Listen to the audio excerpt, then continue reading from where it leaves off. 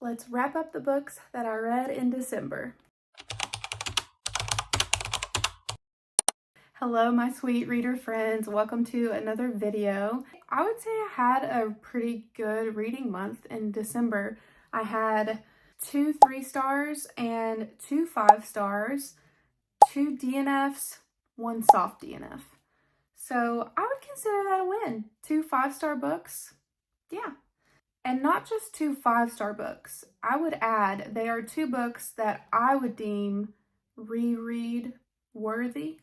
That's hard to say. Reread worthy. I would reread them, okay? They're that good that I would reread them. Okay, you get it. The first 3-star book that I read was Christmas in the Castle Library. I do not own a physical copy, so I read it on my Kindle. This was honestly a pretty big disappointment for me. I would say maybe the biggest disappointment of the year for me, and it was the last book that I read of the year.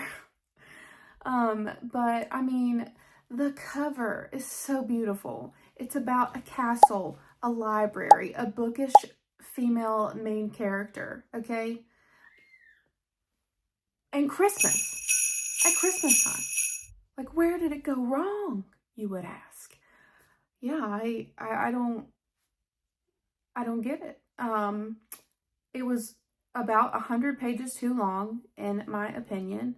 I did not like our female main character. While I felt bad for her because she was struggling so much, like so much with her body image, and it was just very repetitive of her criticizing her body and just letting her insecurity show.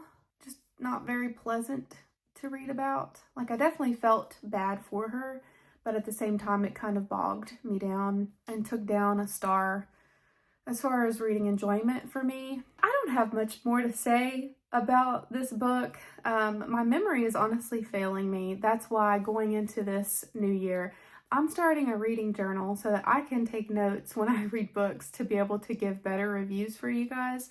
But yeah, it was a 3-star. It was just okay. I found myself skimming a lot.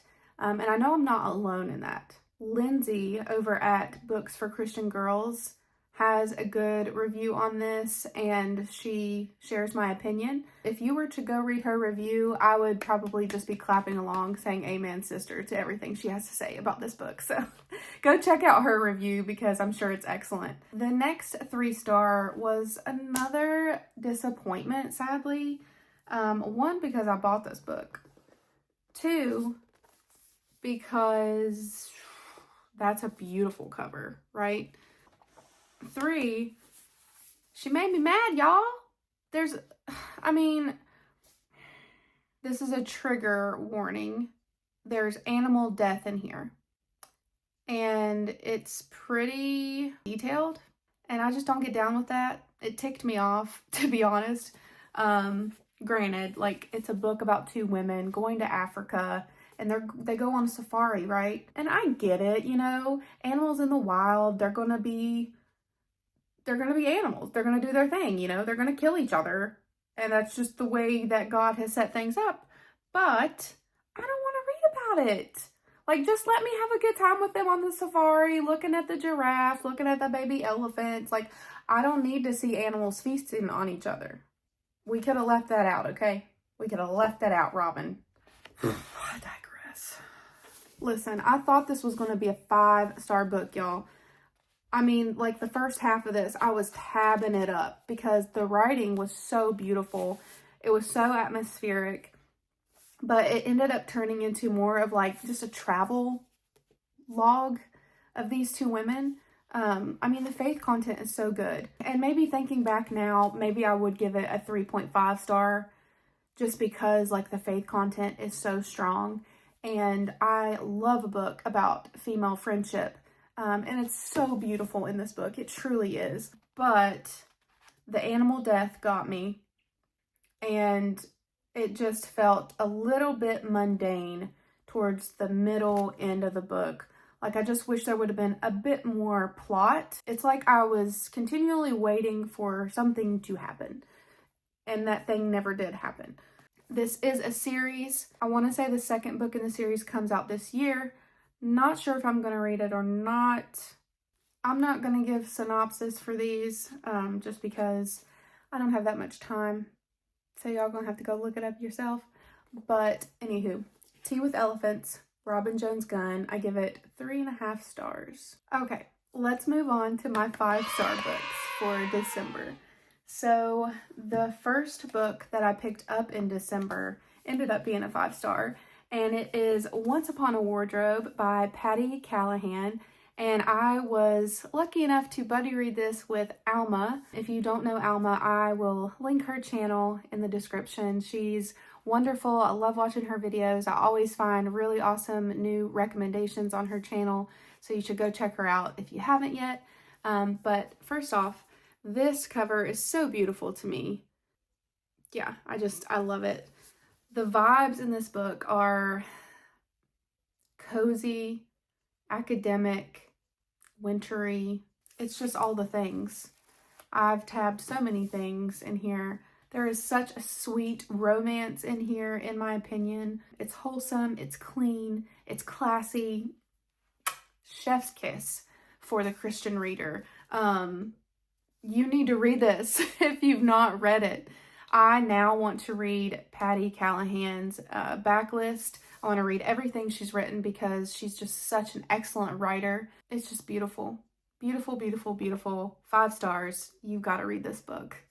The next book that I gave 5 stars is Christmas at Sugarplum Manor by Rosanna M. White.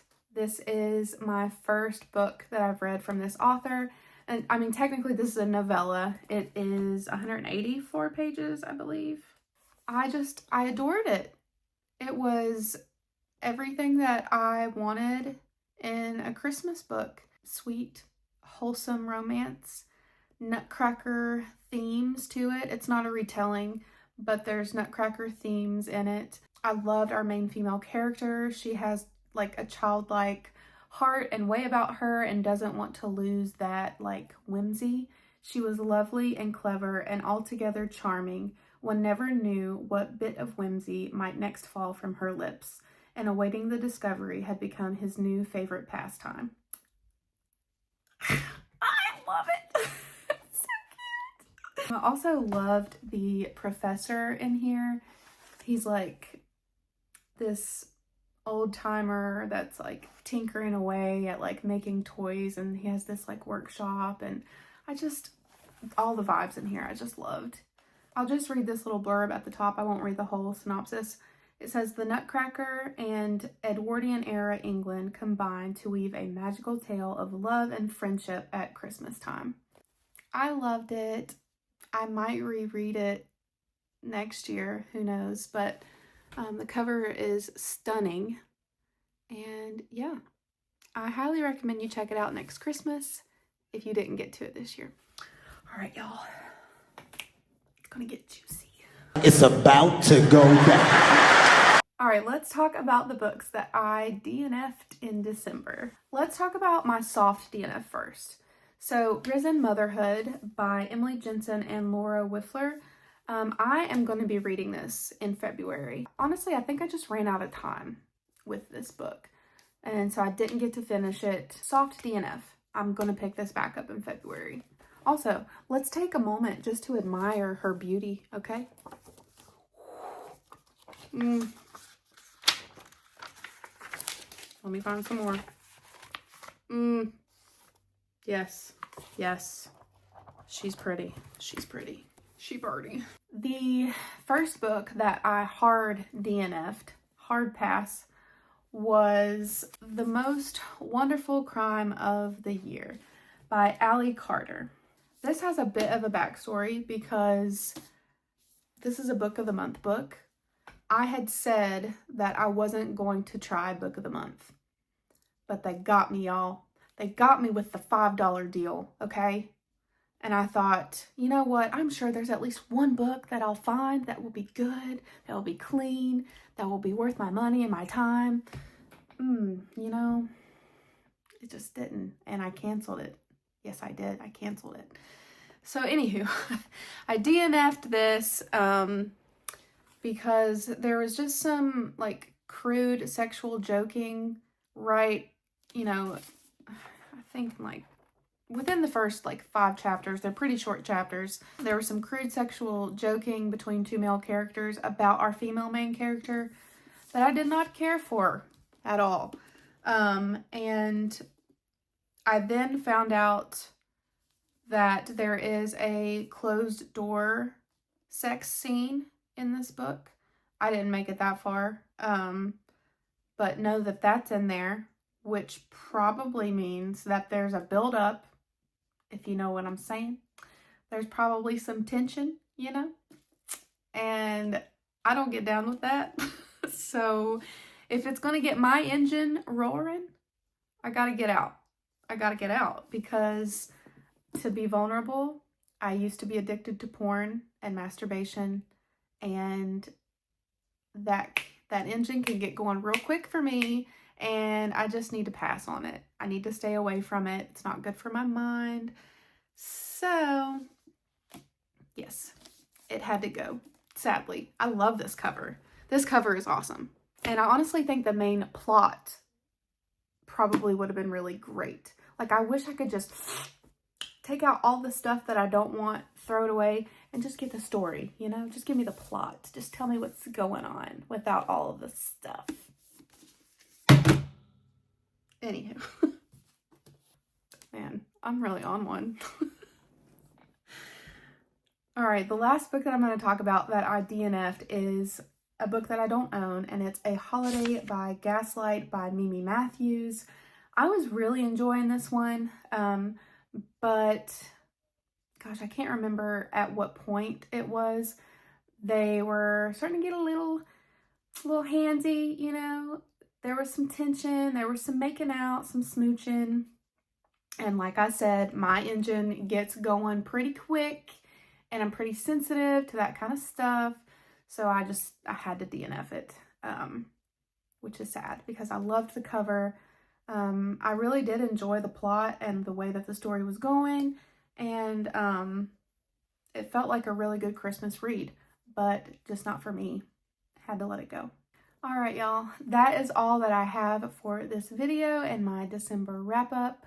I hope that you had a great reading month in December. Let me know in the comments, what was your favorite book in December? Did you have any 5-star reads? I will see you guys in the next video. Bye.